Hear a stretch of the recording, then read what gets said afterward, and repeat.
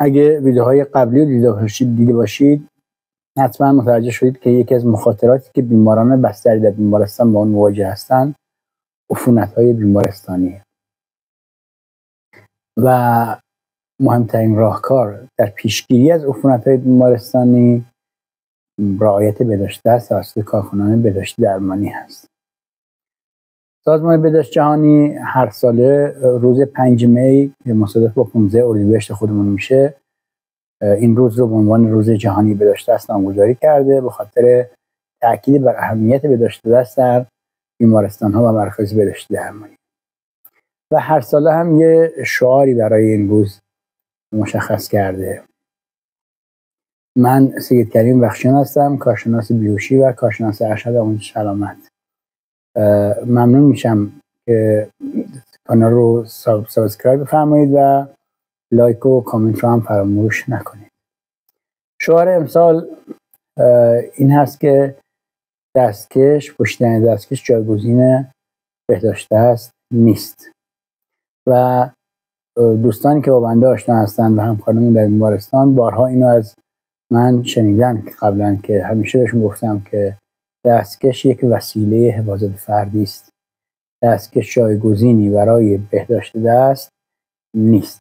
طبق توصیه سازمان بهداشت جهانی ما کارکنان بهداشت درمانی در 5 موقعیت باید بهداشت دست رو رعایت کنیم. 2 موقعیت قبل و 3 بعد.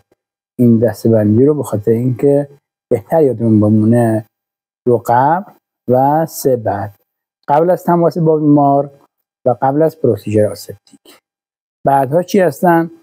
بعد از تماس با بیمار، بعد از ریسک مواجهه با خون و ترشحات و بعد از تماس با محیط اطراف بیمار.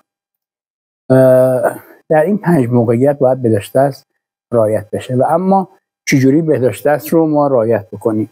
من یه خورده عقب‌تر بشینم که بهتر دیده بشه دستام.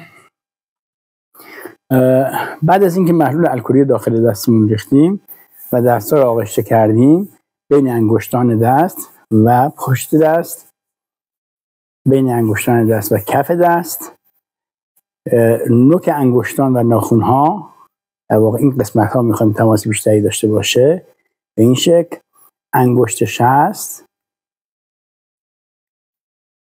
نوک انگشتان با کف دست ها و مشت دست.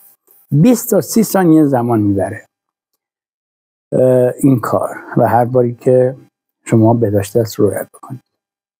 من خواهشم این است که همکاران عزیزم در بیمارستان ها بهداشت دست رو بهش اهمیت بدن، رعایت بکنن و از پوشیدن بیمورد دستکش هم خودداری بکنن.